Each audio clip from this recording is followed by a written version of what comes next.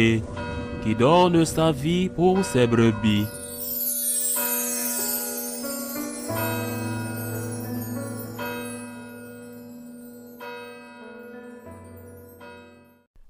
En ce temps-là, les pharisiens et les scribes dirent à Jésus, « Les disciples de Jean le Baptiste jeûnent et boivent et font des prières. De même ceux des pharisiens. Au contraire, les tiens mangent et boivent. » Jésus leur dit, « Pouvez-vous faire jeûner les invités de la noce pendant que l'époux est avec eux?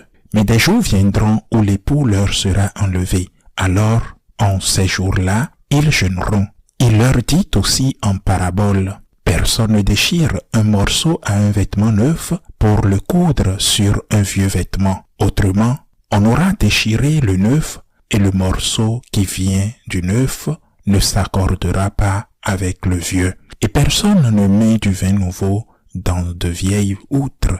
Autrement, le vin nouveau fera éclater les outres, il se répandra et les outres seront perdues. Mais on doit mettre le vin nouveau dans des outres neuves.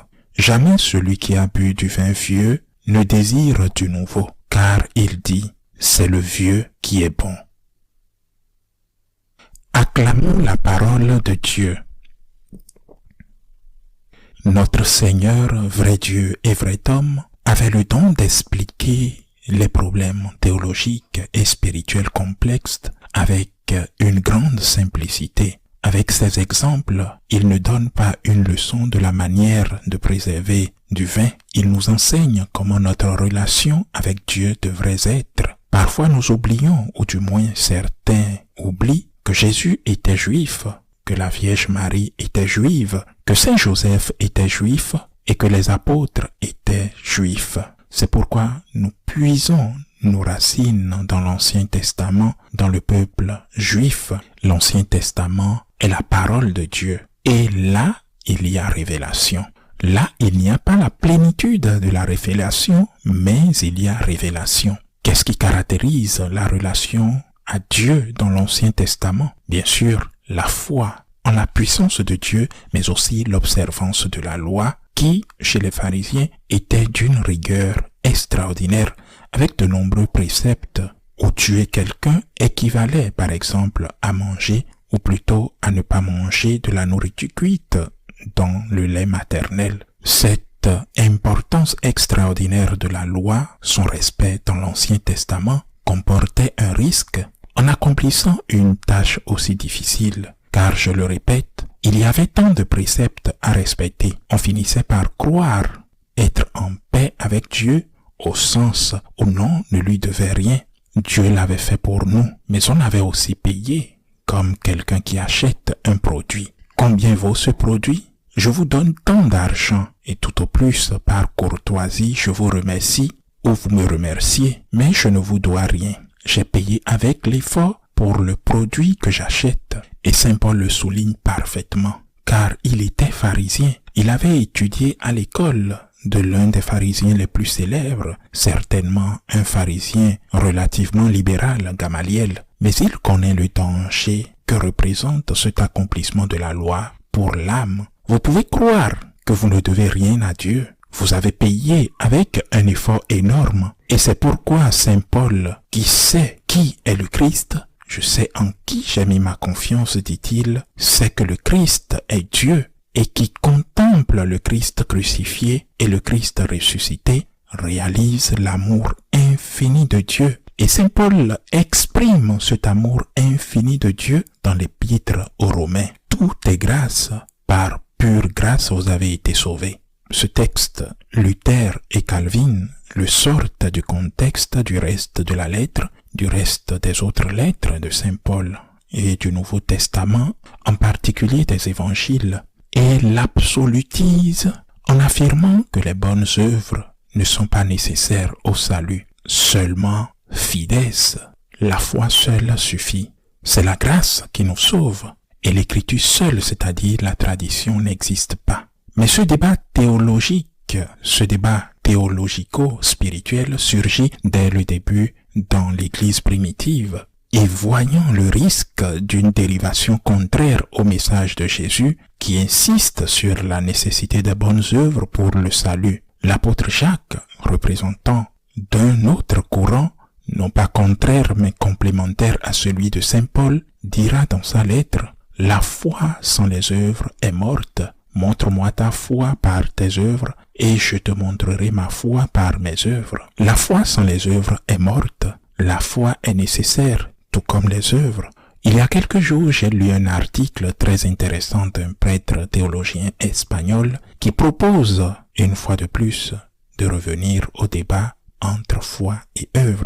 Eh bien, je ne vais pas m'étendre sur cet article, mais il m'a aidé à y réfléchir.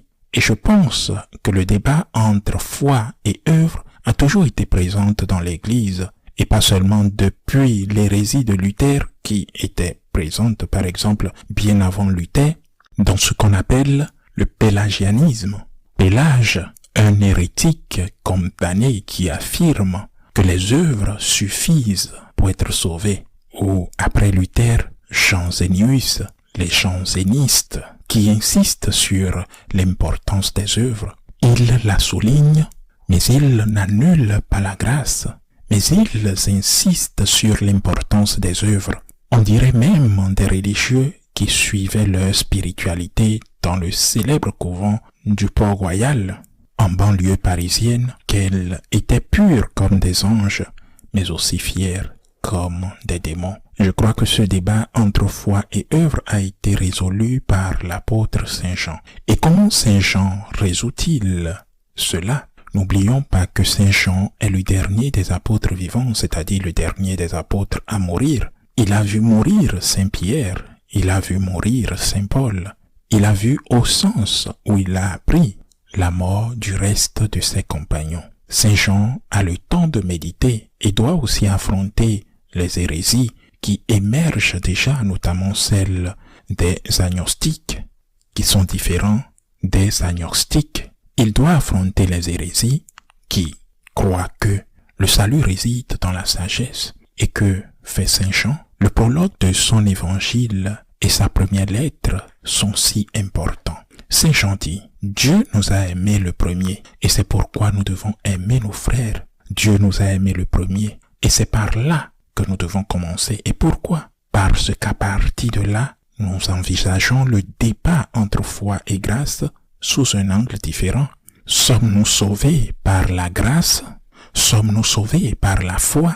N'avons-nous pas nécessairement besoin d'aimer?